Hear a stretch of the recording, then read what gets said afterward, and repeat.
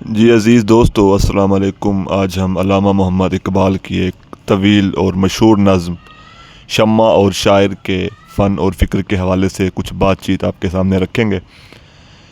عزیزو، یہ نظم فروری 1912 میں لکھی گئی اور اپریل 1912 انجمن حمایت اسلام کے جلسے میں اقبال نے خود 10,000 کے مجمع میں یہ نظم پڑھ کر سنائی۔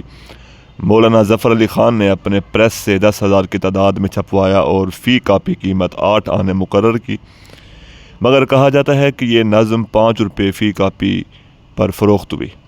اس نظم کی آمدنی کے بارے میں مولانا ظفر علی خان نے اعلان کیا تھا کہ اس کی ساری آمدنی جاپان میں اسلام کی تبلیغ پر خرچ کی جائے گی۔ اس نظم کو لکھنے اور سنانے کی ضرورت کیوں پیش آئی؟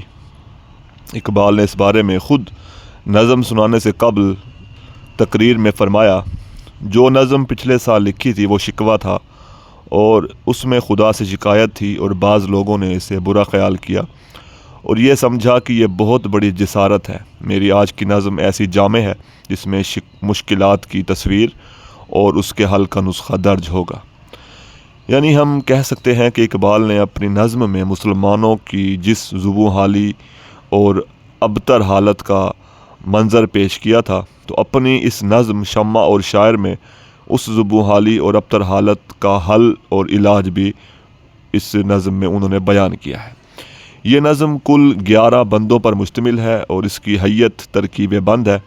پہلا بند فارسی میں ہے جس میں شاعر شمع سے سوال کرتا ہے، جبکہ باقی بند اردو میں ہے، اور یہ تمام بند دراصل شمع کی طرف سے طویل جواب ہے جو شاعر کے سوالوں کے جواب کے طور پر پیش کیا گیا ہے۔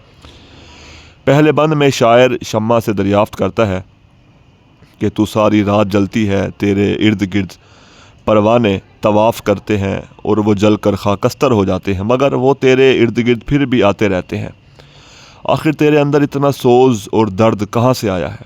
شاعر کہتا ہے، میں بھی طویل مدت سے جل رہا ہوں مگر میرے ارد گرد کوئی طواف نہیں کرتا، میری آگ میں کوئی جلنے کو تیار نہیں۔ آخر پروانوں میں تیری آگ میں جلنے کا ذوق کہاں سے آ گیا؟ مجھ پر یہ راز آشکار کر دے۔ شمع کا جواب خاصا طویل ہے۔ وہ شاعر کو مورد الزام نہیں ٹھہراتی، اس کی خرابیاں نہیں گنواتی، بلکہ مسلمانوں کی اور ان کے رہنماؤں کی خرابیاں بیان کرتی ہے۔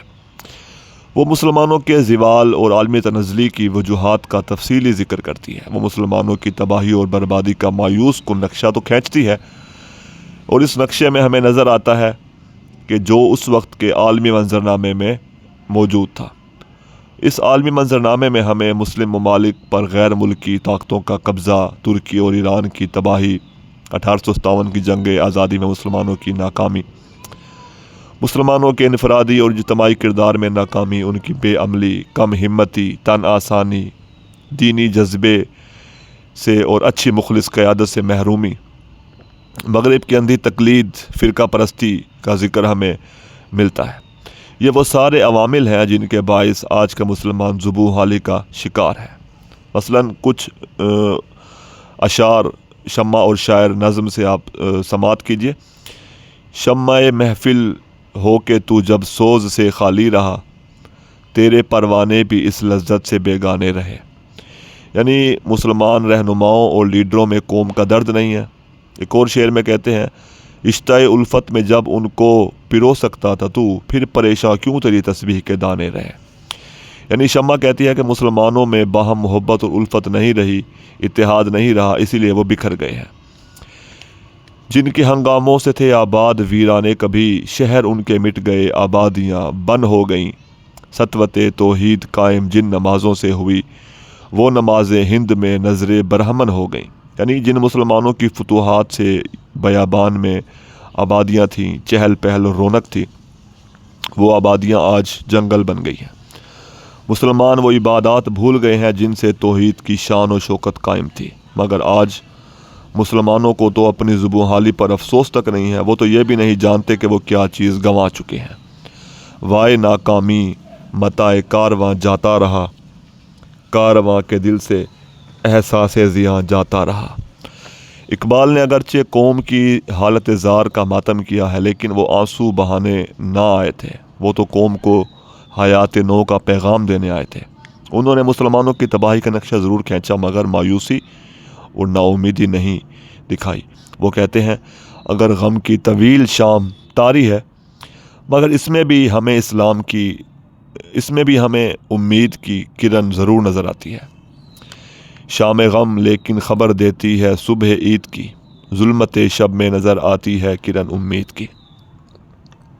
اقبال احساس ضیاء تو پیدا کرتے ہیں مگر مایوسی اور نا امیدی نہیں پیدا کرتے۔ وہ مسلمانوں کو روشن مستقبل کی نوید سناتے ہیں۔ وہ اتحاد اور اتفاق قائم رکھنے کی تلقین کرتے ہیں۔ کہتے ہیں فرد قائم ربط ملت سے ہے تنہا کچھ نہیں، موج ہے دریا میں اور بیرون دریا کچھ نہیں۔ اقبال اپنی خودی کو پہچاننے کی نصیحت کرتے ہیں اور کہتے ہیں آشنا اپنی حقیقت سے ہو اے دہقاں ذرا، دانا تو، کھیتی بھی تو، باراں بھی تو، حاصل بھی تو۔ آہ کس کی جستجو آوارہ رکھتی ہے تجھے، راہ تو، راہ رو بھی تو، راہبر بھی تو، منزل بھی تو۔ کانپتا ہے دل تیرا اندیشہ طوفان سے، ناخدا تو، بحر تو، کشتی بھی تو، ساحل بھی تو۔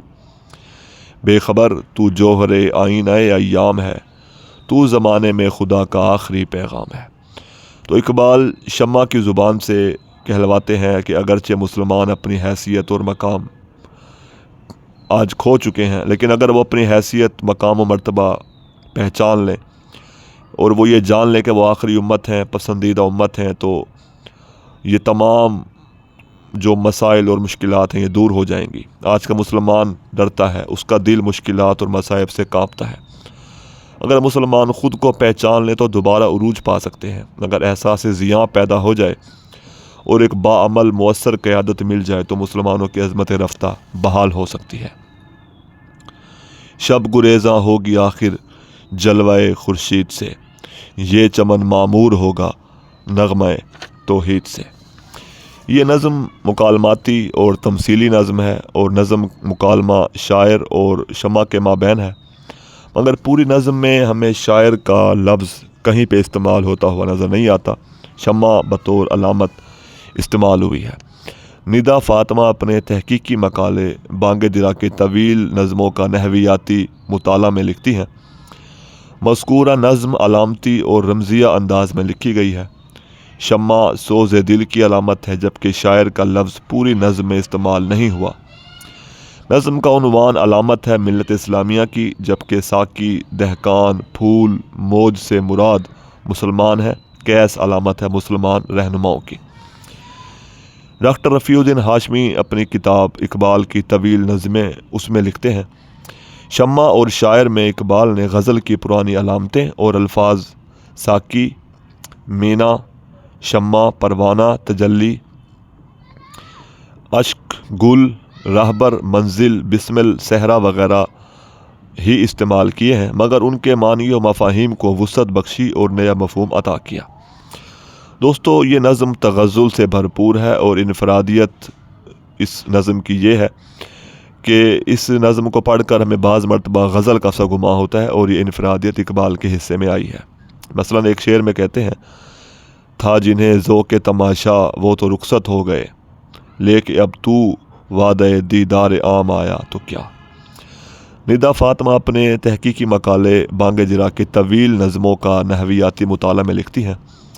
یہ نظم شمع اور شاعر کے درمیان مکالمے کی صورت میں پیش کی گئی ہے، جس موضوع پر علامتوں اور تمثیلوں کے ذریعے اظہار خیال کیا جا رہا ہے ویسا ہی لب و لہجہ اور انداز سخن اپنایا گیا ہے۔ کہیں افسردگی اور تعصف کا رنگ پایا جاتا ہے، کہیں لہجہ رازدارانہ ہے تو کہیں مفکرانہ، کہیں لہجہ رازدارانہ ہے تو کہیں مفکرانہ اور حکیمانہ۔ مسرت کی نوید سناتے ہوئے کہیں لہجہ پرجوش ہے تو کہیں دھیما اور شیریں۔ تو ہم کہہ سکتے ہیں کہ یہ نظم شعری روایت کے لحاظ سے فکر انگیز ہے اور امید سے بھرپور ہے، رجائیت سے بھرپور ہے۔ امت مسلمہ کو یقین دلایا گیا ہے کہ اگر وہ مایوسی سے دور ہوں تو وہ وقت قریب ہے جب وہ دوبارہ توحید کے نغمے سے سرشار ہوں گے اور یہ دنیا توحید کے نغمے سے، یہ چمن توحید کے نغمے سے دوبارہ آباد ہو جائے گا۔ شکریہ۔